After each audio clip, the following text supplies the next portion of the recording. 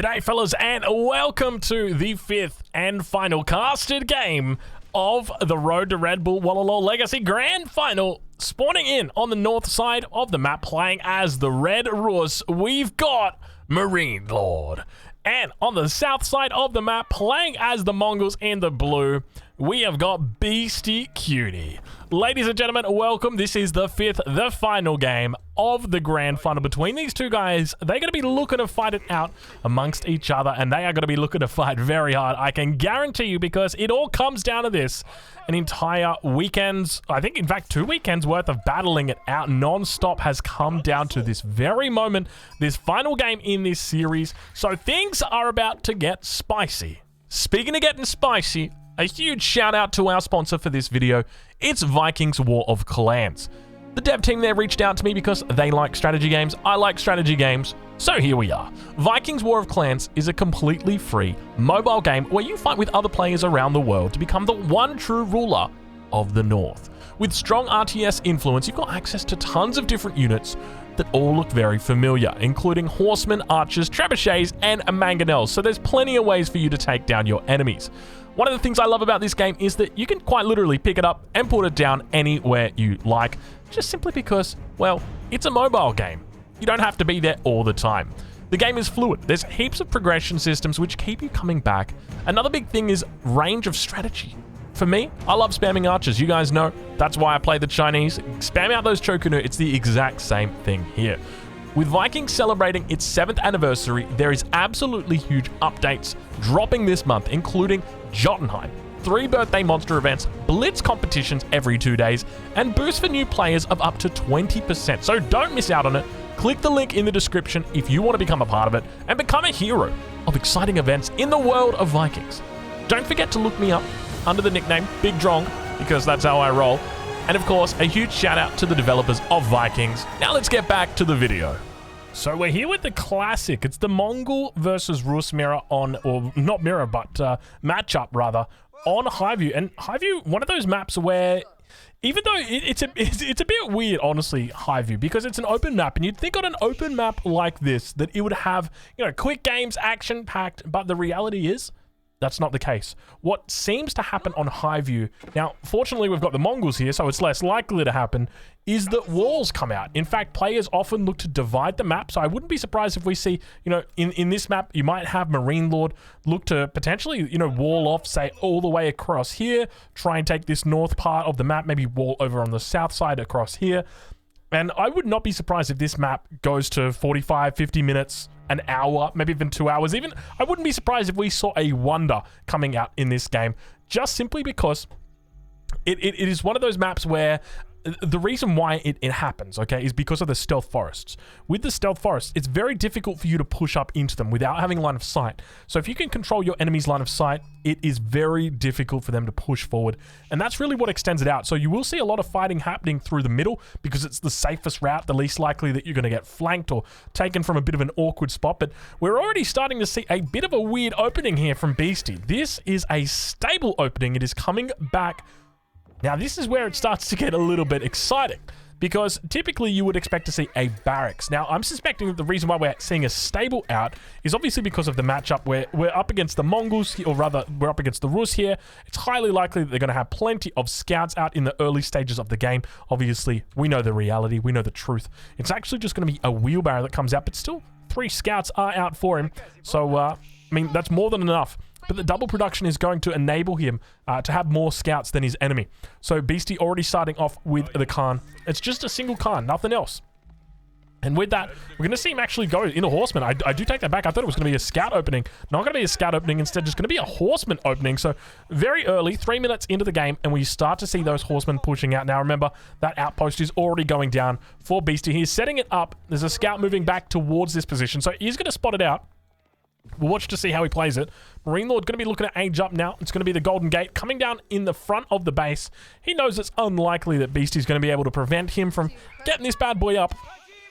But we already see Marine Lord opening up with a barracks. Now, this is very interesting. Marine Lord opening with a barracks already. Now, this is obviously reactive. He knows that, hey, my enemy's made horsemen. So, as a natural counter to that, I'm just going to go into a barracks. I'm not going to wait for my own stable and, you know, make a knight or something like that. I'm just going to go straight into a barracks, play it a little bit safer, and I do think that's a smart move. At the same time, Beasty moving back over to the other side. We can see he's trying his best to deal with the scout from the enemy. Going to be looking to put the outpost in on the wood line. No wooden fortress coming down just yet for Marine Lord. We do have that golden gate well and truly on the way up. And now we can see horsemen just standing by idle. Second batch going to be coming out now for Beasty. So it's going to be a total of 4 horsemen out on the map. You can see him just holding steady over on this position. We see the outpost almost up now. Golden gate about, what is that, 60% done? Spearman going to be coming out. Beautiful timing here. Spearman, actually early Spearman going to be very effective in this situation. Just a single spear, and you can see him trying to get poked down. Going to force back that villager. You're going to be so careful here. You can see the villager actually getting the shiv out. Looks to try and take out... Oh my lord, look at the damage coming out there. Early horseman managing to stay alive, and now more early horsemen coming on in. Still yet to see more spears. Only the single racks coming out from Marine Lord at this stage, but the outpost is going to be successful. It is going to get up, and with this outpost getting up, it is highly unlikely that you're going to be able to push that position, because now we see that the position is held by a single horseman, and I suspect that's the lower health horseman. So inevitably, when there's shamans out, he'll look to potentially change that. But second spearman is coming out. Has managed to age up now. Marine Lord could be looking to upgrade those spearmen. Get the hardened upgrade coming through. Takes quite a while for it to come through. And I think Beasty realizes at this point that that's too many spears. He can't deal with that many spears in the Dark Age. He's going to need to get up to the Second Age. He's going to need to maybe even hit the Castle Age. And we do see him looking to age up now. So going to be the deer stones back in the base. You can see beautiful little spot he's got here. Hits the gold mine, hits the town center, hits the wood line. So he's got every single one of his resources. Also, of course, gets the berries. So beautiful little spot that he's got there. But the main concern for me is just going to be this outpost. And you can see Beasty just looking to react immediately. He knows that Marine Lord may look to try and break this. So automatically Beasty's like, well, I'm just going to make more outposts. I'm just going to be annoying. And speaking of being annoying, Marine Lord looking to try and drop down a stable of his own. That's when things really start to get annoying, because once those knights come out, it starts getting a little bit more cutthroat. Outpost, potentially, going to be under threat here as the villager going to be taken down or struck by the scouts. He's looking to commit to it, but at the same time, he's going to be careful not to lose these scouts. Indeed, Marine Lord does make it away from this position. We can see he's under attack. Outpost doing absolute work over here. Beasty on the other side. We'll have a look and see whether he's got that wheelbarrow upgrade. Doesn't look like he has. Has dropped down the gur now, though. So that going to be able to solidify his economy eventually when he looks to go into that wheelbarrow. Typically, you do see Mongol players look to go for it sooner rather than later, but now we potentially might have a third outpost coming down once again over on this northern side or eastern side of the map. Another scout over on this position. Is that a scout? That is a scout. Yeah, that's a scout. So he's basically just doing some scouting over on that position, looking to try and find all the resources of his enemy, find all the relics, find all the good stuff out there. You can see him slowly working through everything. He's probably just shift commanded a whole bunch of different unit or different waypoints over there. But now Beasty aging up, 6 minutes 45, a decent little timing here, considering the early aggression that is coming out. He's got to be careful not to lose the villager. Horseman gets a decent charge off. Counter horseman coming out towards this position. He falls back towards the villager. It's going to be A-OK. Now a nice little counter attack from Marine Lord. I absolutely love this. And now we see Archer as well as the state, or rather Spearman, coming out for Beasty. So this is where it starts to get a bit very difficult for Beasty. And you can see Marine Lord actively working to take down the barracks in this position. Knows that there's going to be double production. 6 idle villagers. A wooden fortress comes up for him. He's looking to hold down this spot and definitely will do so. Worst comes, or the worst case scenario, he just moves over to this position. So he'll be A-OK. Spearman coming in. Got to be careful not to try and, or the scout's got to be careful not to take any shots from those spears. He's doing a great job there, just dancing and forcing those units back. Very smart by Marine Lord to go for the counterattack. A lot of people, they'd be looking to defend. They'd be looking to try and hold on. Siege, or building going to be under fire as well. Villagers moving out, trying to repair it. It could have been the right decision, could have been the wrong one. Villagers, unfortunately, not going to be able to get there in time. Instead, looking to try and challenge the spears on the front side. Doesn't get the repair off, and Beasty going to be very upset about that.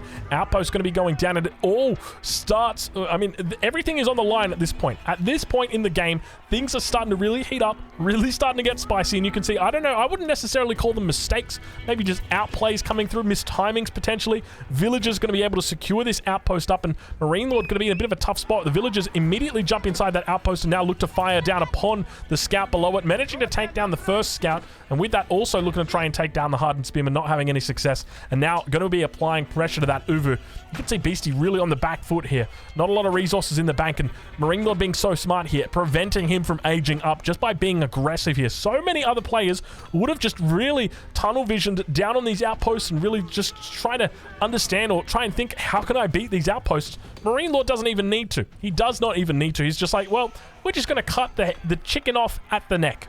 Let's just do it that way. That way we don't have to worry about it. And I like that kind of thinking. I'm a chicken kind of guy myself, and I got to agree with the thinking.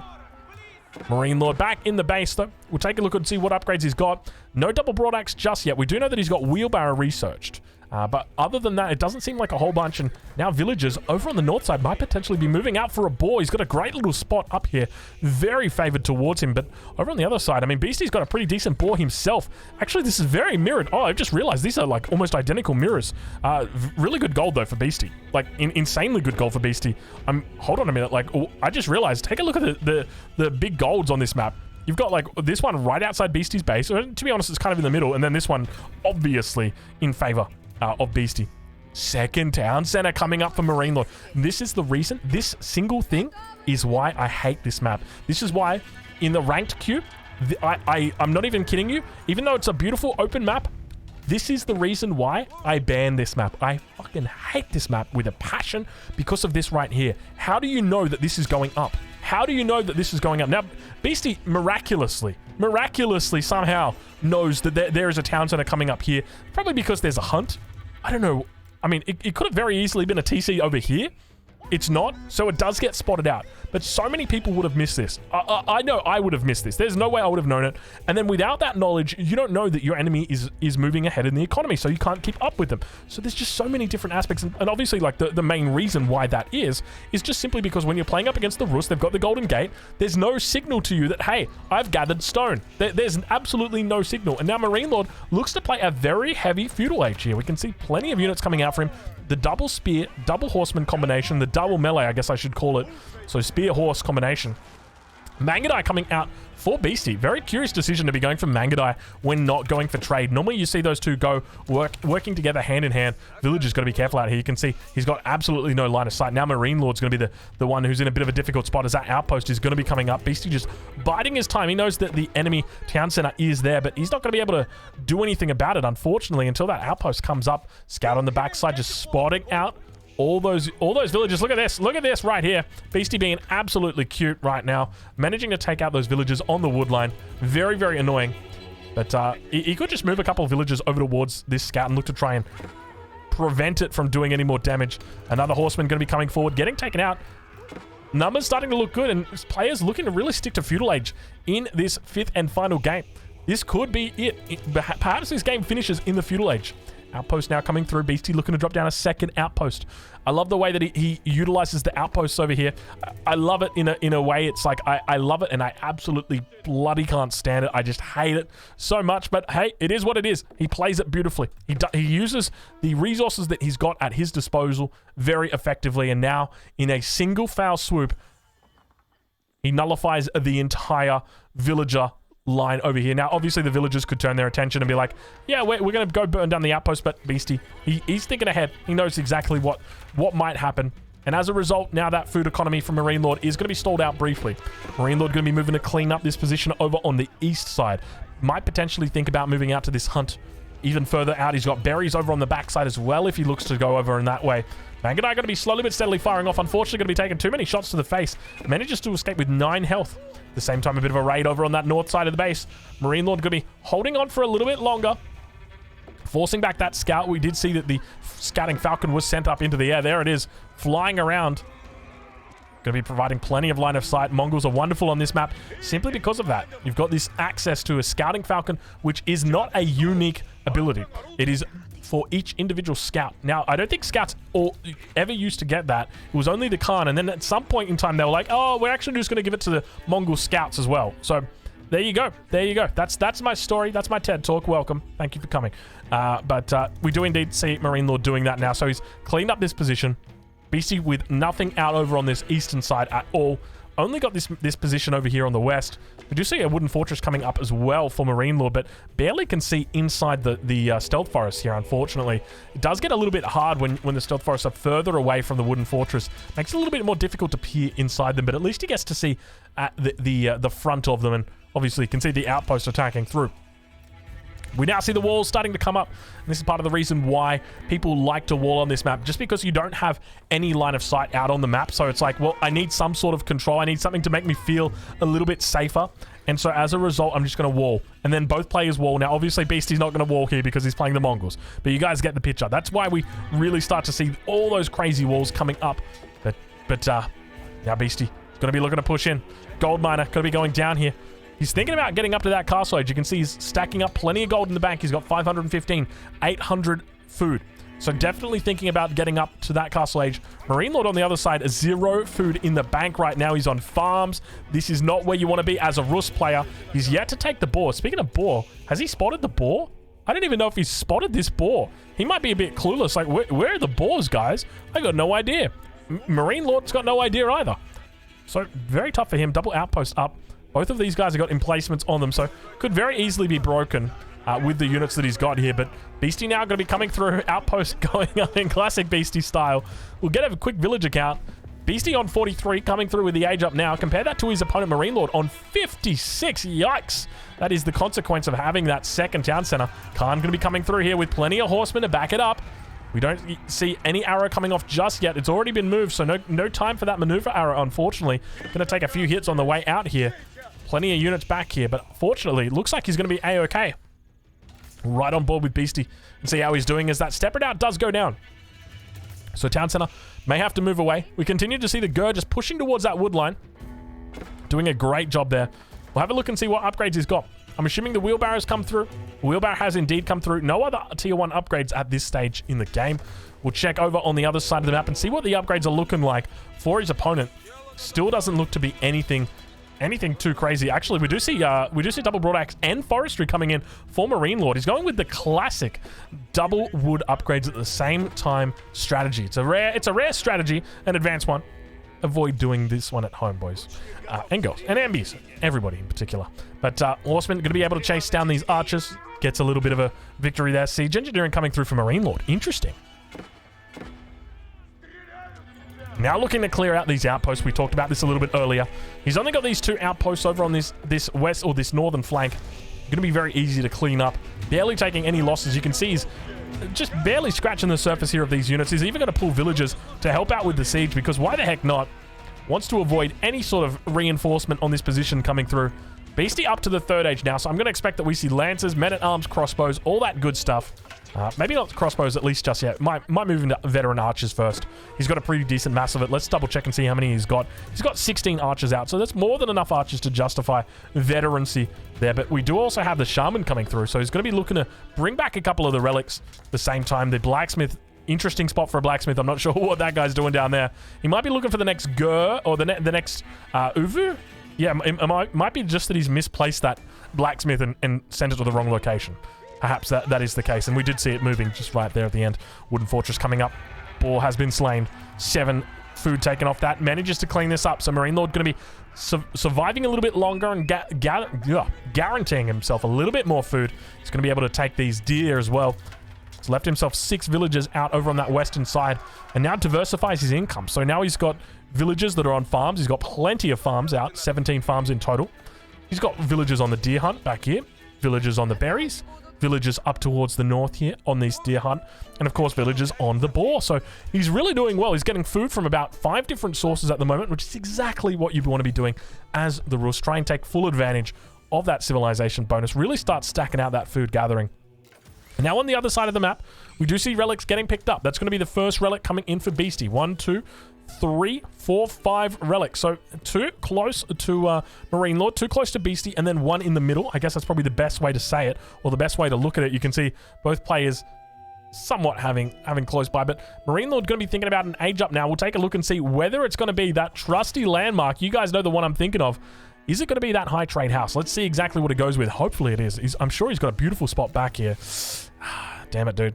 Damn it. It's going to be that Abbey of the Trinity. Unique techs, as well as obviously half price monks or warrior monks. So it's going to be a nice little change of pace for him as he moves up towards that age. But obviously, plenty of relics going to be denied out by his enemy. Beasty doing a decent job of just preventing all those relics from being taken. He did go quite early into the monastery, or into the prayer tent. But now we see Marine Lords starting to wall up, and this is just what we talked about. It's about securing up the map and making sure that you're not going to be hit from any side potentially that you're unaware. Sprinkled emplacements now come out for Beasty as well. And this is something that's very typical on this map. You see outposts just being placed absolutely everywhere on all corners of the map through all of this stealth forests. Marine Lord reaches the castle age. We'll take a look and see what he gets up to. What kind of upgrades he's thinking of. We see textiles coming through. A little bit of a late textiles there. He's sitting on 79 villages, so definitely not the earliest textiles, that's for sure. A battering ram in queue for Marine Lord. At least it was in queue for Marine Lord. He may have forgotten about it, unfortunately, sitting there on 393 of 420. He cancels the battering ram. He's like, nah, you know what? I don't even want a battering ram. Veterancy coming through for him now. So it's going to be veteran archers. So definitely the right choice. We'll take a look over at Beasty's side and see whether he's gone for the same thing. Indeed he has. We can see the beautiful upgrades there coming out for the Mongol archers as Beasty now looks to push forward. He's definitely got the advantage here when it comes to the upgrades. Veteran Spearmen also coming through. He's looking to chase down a lot of these units. Spearmen turn around. Manage to force those units back, and Beasty looks to head towards the other angle. Do we have improved siege engineering just yet? We do indeed. We do indeed. So now I would suspect that we're going to start seeing some trebuchets laid down, maybe even a mangonel or two. You know what? Probably just a single mangonel and a lot more outposts. We're going to start, I would suspect, seeing a trench. So what do we got here? We've got a mangonel coming down. So I would start to see, I would expect that we see villagers brought forward where he will look to drop down a whole bunch more outposts. And then we'll slowly but steadily look to push into the Rus base. There we go. Villagers are already out. 3 villagers. Slowly but steadily, going to be adding in more outposts. 3 villagers going to be adding those ones in. Sprinkled emplacement going to be dealing with some of the units out here on this western flank. You can see it slowly eating through those units. Lancers on the backside. Managing to find a horseman, at least for now. And still we start to see more and more units coming in. He's actually rallying shamans to the front side. Herbal medicine is in the queue. One of the rare upgrades, herbal medicine, coming through for Beasty right now. Something that we don't often see for Mongol players. How many shamans does he have out right now? He's got 5 shamans. That's a fair amount of shamans here. Double mangonel as well. More sprinkled emplacements going to be coming through. We're still yet to see a trebuchet coming out for Beasty, but I think he probably ideally you'd want to delay the trebuchet here until you've got a satisfactory amount of units and trench to defend it. Mangonels. Mangonels. Oh, no. Look at the top of his head. Mangonel shots coming off. It's just going to hit a couple of the horsemen. He could have hit the good stuff back there, but misses it. Takes a swing and he misses it indeed. Mangonel's getting some shots off on those farms now. Slowly and steadily pushing forward. The trebuchet now going to begin unfolding as well. We see more emplacements coming through. Beasty looking pretty good. Nice little raids on the backside here for Marine Lord. He's trying his best to distract the enemy. Force their APM into lots of different areas. We see the sacred site being neutralized. Villagers going to be going down over on this position. Any second town center just yet from Beasty? It doesn't look like it. So to me, it almost feels like Beasty is all in. He's on 60 villages compared to the 94 of Marine Lord. So for me, this is like, okay, Beasty needs to win in probably the next 6 to 7 minutes. That's probably the best way to think about it from this perspective. Like, okay, how many relics has he picked up? If we take a look at the relics, he's got 3 relics. Compare that over to Marine Lord, who's got, I think, 1. Yeah, he's got 1 with the second one yet to be picked up. So he's only gone 3 for 2 on the relics, or 3 for 5 on the relics. So not super duper good. So realistically, he is down a huge amount of villagers at this point in time. We're talking 30 plus villagers at the 20th minute. So it is really one of those do or die things. So you got to be careful with these mangoes. He's moving them in, trying to take out the farms. He's doing a decent job of it as well. But unfortunately, at the same time, he's just being raided like a madman back here. He's got to try and clean this back up before anything too bad happens. Beautiful composition that he's got here. Just a lot of trash units. Those archers and spearmen together. And now we see Spriggles coming out, doing a little bit of a dance. We'll tune in with Marine Lord and see how he's doing, as he's going to be adding in his own Spriggles and trebuchets. Looking to clean this up. We can see he's got the second Springled out now. Managed to wall up over on that western side. He's out on the gold out here. Keep in mind, both of the large or the rich gold veins are on Beasty's side. And Beasty is in steady, firm control of that. Very aggressive outpost there. Very optimistic, I'd say. Beautiful force coming out here as well. So much trash from these players. You don't see any advanced units, just a handful of crossbows. That's going to be it. And now, looking to push out. We'll enter into the cinematic mode as the mangonels fire off. The Springles on the back line looks to take them out. The horsemen going to be running in as fast as they can, looking to take down the trebuchet. Looks like it might be successful as the spearmen try and fight it off. The Khan going to be tapping out here as well, and the Springald emplacements doing a decent job of preventing those units from really coming in. Marine Lord forced back away from this position. There's definitely a lack of spearmen, but I tell you what, if you ordered archers for breakfast, then my friend, you're going to be sitting here for seconds, because that is an awful lot of archers for Beasty right now. He's looking very good, very healthy, and it's a little bit of a horseman switch. I say horseman switch coming out from Marine Lord. He's already been making horsemen, but that is plenty more where that came from. We'll ride on board with Beasty and see how he's doing. It's just going to be villagers coming out for him at the moment. A Springald in queue, more Springald emplacements, some men-at-arms coming out as well. There's no harassment in the back line anymore. It looks like he's been able to clean up the majority of it, but we do have a counterattack coming in for Marine Lord. So looking to try and delay, distract, deny. Anything that starts with D, throw it out there. Well, not that word. Far out. How old are you guys? Why would you think of that? Children. I can't believe it. Well, the trebuchet now coming out for Marine Lord. He's looking to hold on, but those raids coming through. Look at this, just a single knight, and it's just an early knight. He doesn't care. Gonna get taken out. Double Spear's gonna be able to clean this well and truly up.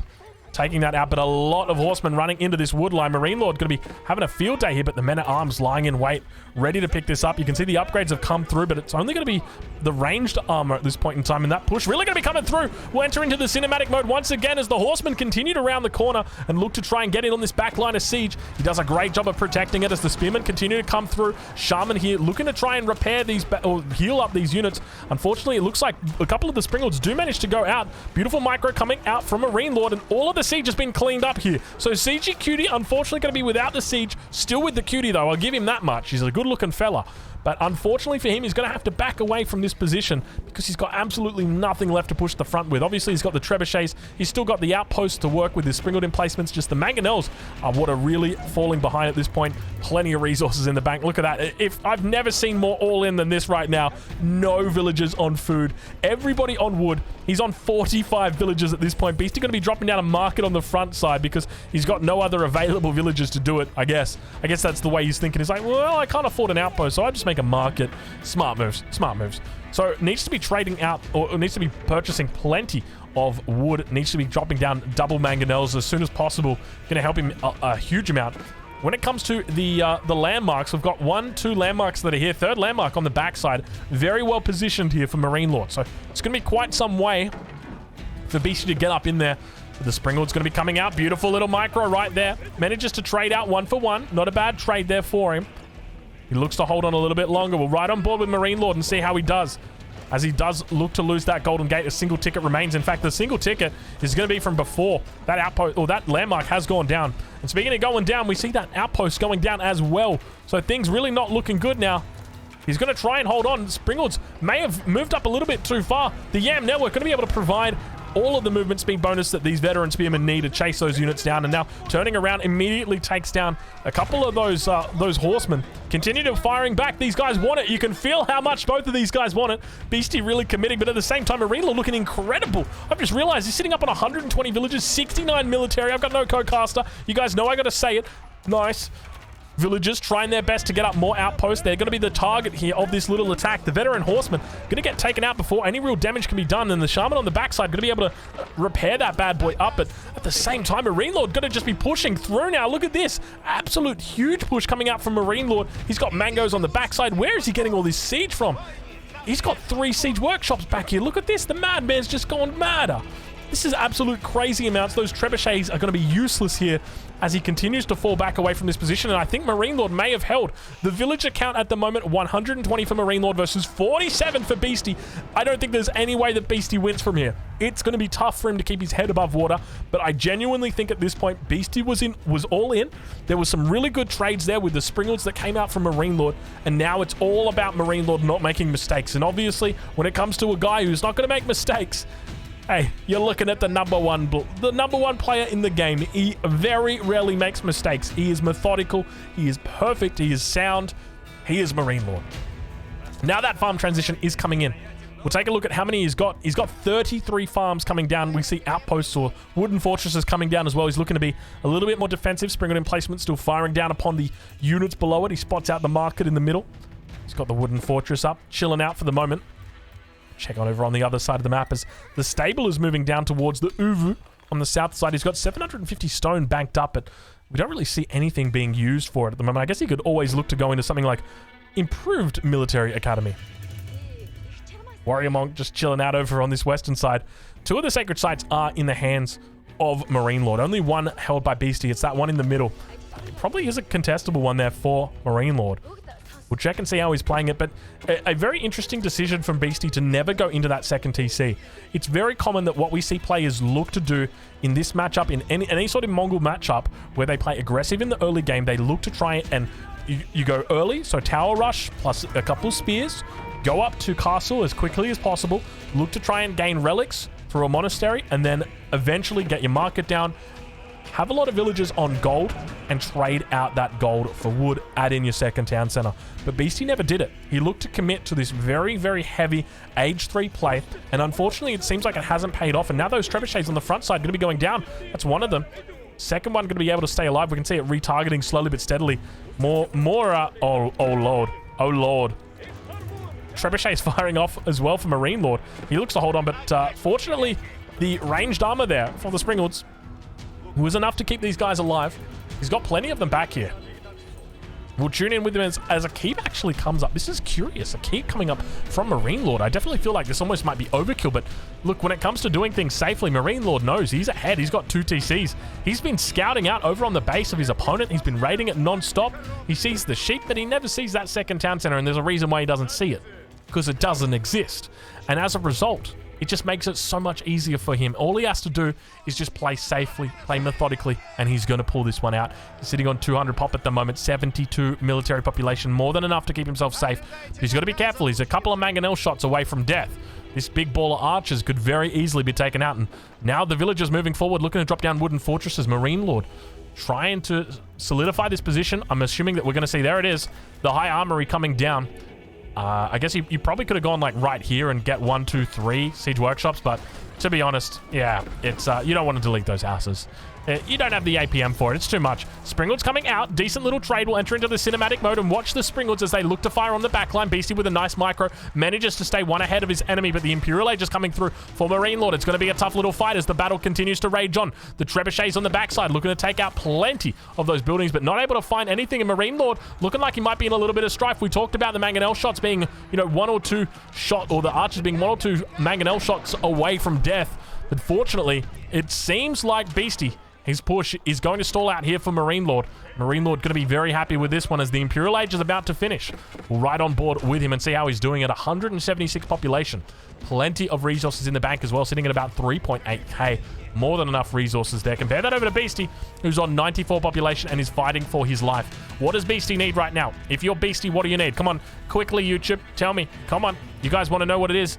Is that a... Oh, it's a market. I'm like, what is this battering? Is this a new Is this a new style of battering ram? Look at this. Battering ram skins are in. Oh, you fucking know. This is going on the thumbnail.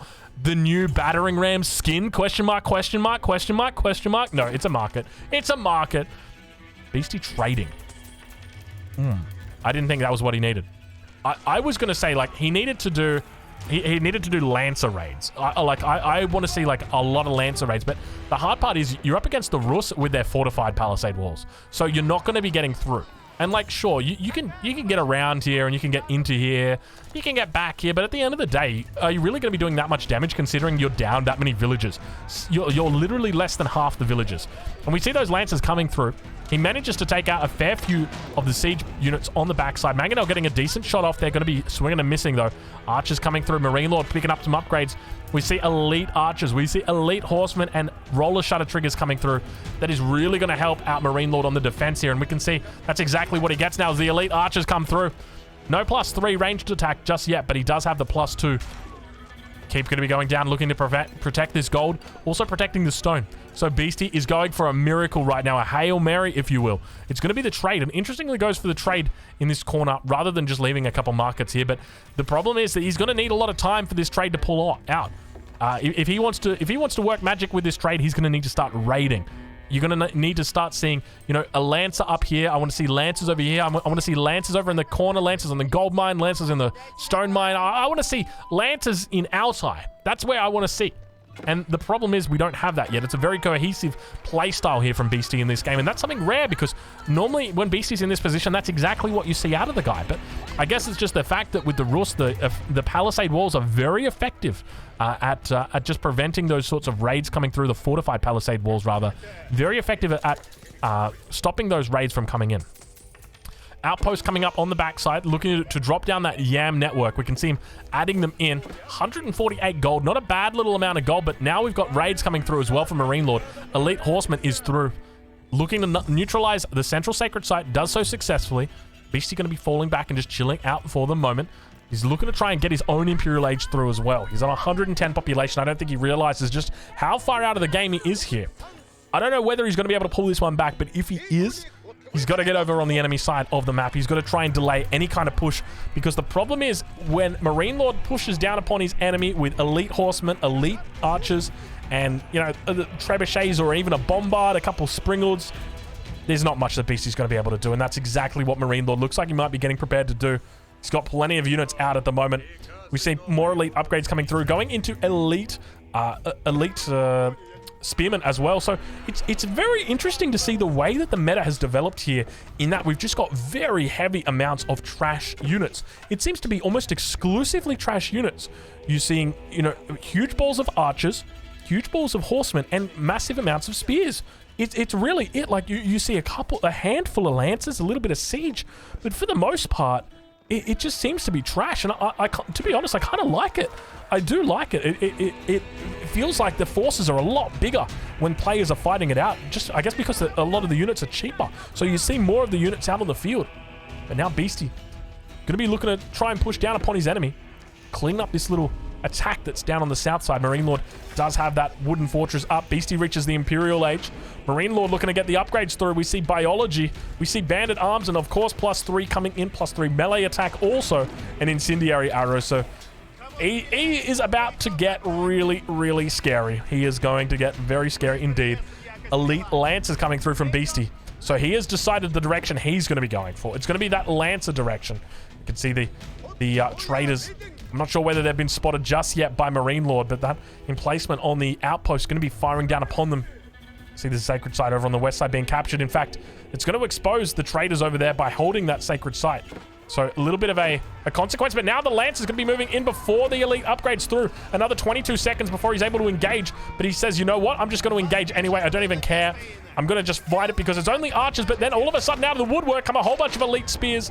They look to push these back, and successfully they are going to be doing that. There's plenty of archers back here for Beasty as well, so you'll be able to individually pick these bad boys off if he chooses to. Elite upgrade about to come through. Another 3 seconds to go. He's got plenty of gold trickling in, sitting on an income of about 1,600 at the moment.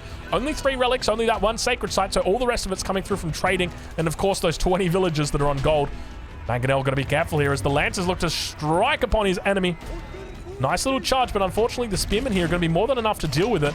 Do we see any Streltsy in here? We see a single Streltsy coming in. It's going to be the first Streltsy of the game. Marine Lord going to be looking to hold on. His resources looking incredible at the moment, and another raid over on that western side, and a wooden fortress coming down. Beastyqt getting a taste of his own medicine. You hate to see it, don't you?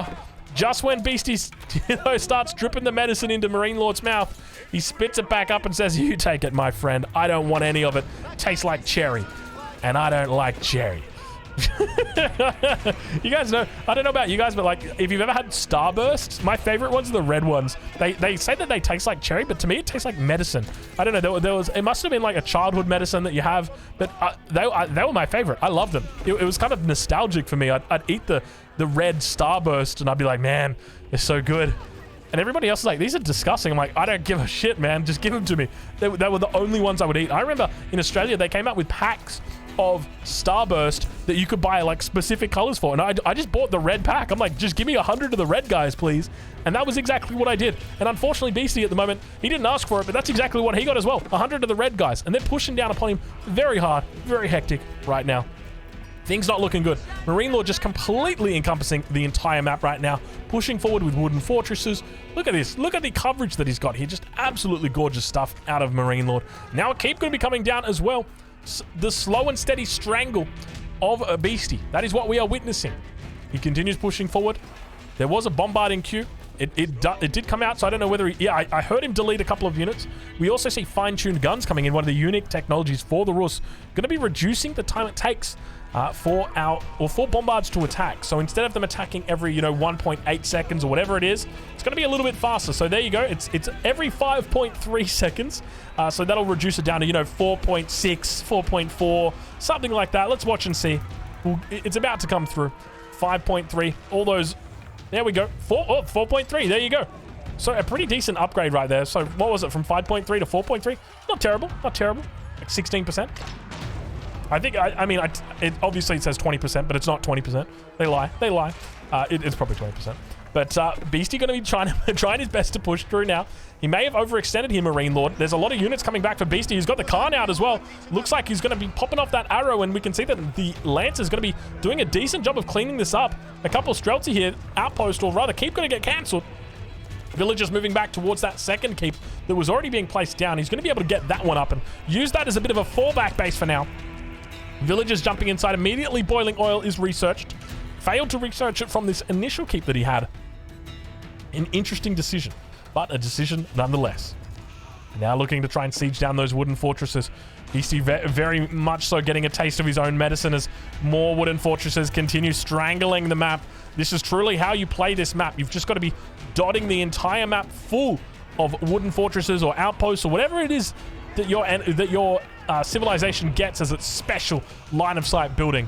Bombard coming out, looking to try and dish out some damage. Going to be, unfortunately, not one-shotting those elite lancers, at least not anymore. Going to be looking to move on to the barracks instead. Plenty of spears out. You can see all the units trickling across the map. Triple Bombard also going to be coming out from Marine Lord. Don't tell me Beastie's looking for a raid on the other side of the map. Beastie, I'm sorry, my friend, but you left that a little bit too late. You've left it way too long, unfortunately. There's plenty of traders out for Beastie, but unfortunately, let's have a look and see how many he's got. He's got, you know what, that's not plenty. Not anymore. He's down to 9. A little bit of a raid going to be coming through on the other side, but there's so many bombards on this front side. I don't even think Marine Lord cares. Just let the raid be. You do your thing, Beastyqt. Marine Lord's going to push on the front side. Next keep comes up. Boiling oil almost in. Marine Lord slowly but steadily whittling down the forces. Plenty of elite horsemen just looking to try and round this position. The YAM network going to provide that speed boost and heads back towards all the safety of the pastures. You can see them trying their best to scramble through there. Knight's going to be coming out as well. Unfortunately, it looks like the relic's going to get dropped out. That prayer tent is indeed taken out, even though it kind of looks like it's still alive. Pasture's getting focused down. Beastie trying his best to hold on, but in classic Beastyqt style, he says, if there is a will, there is a way. Plenty of raids coming down, and the Khan goes down. You guys know what happens when the Khan goes down. The game is over. It's a bit of a joke. It's a Twitch chat joke. But with the Khan going down, surely it can only mean that the game goes one way. No, but in all seriousness, with the Khan down, it makes it a little bit harder to defend. A little less mobility, a little less aggression you can show out. Cannon emplacements actually on these outposts. Not going to be successful in dealing with the elite horsemen that are down here. Still yet to receive emplacements on a lot of these outposts in this position. Nice little raid, or nice little counterattack coming through from Beastie. He's going to be able to hit the bombards. First bombard does go down. Second one going to be lined up here. He's got plenty of spears as well as the Streltsy. Second bombard going to be going down. Indeed it does. So he manages to take out 2/3 of that pushing power right there. Beastie going to be able to hold on for a little bit longer. Classic Beastie style. But the question is, where is that raid on the other side of the map?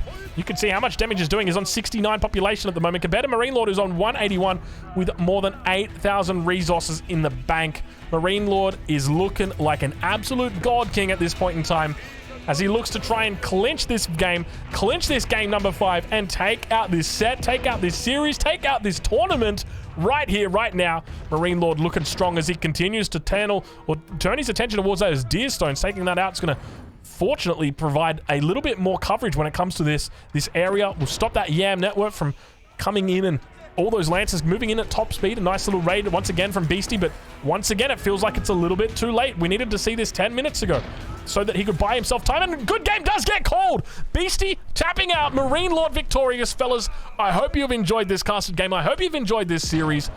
Make sure you go check out EGC TV. Plenty of action next weekend, the weekend after, and the weekend after that.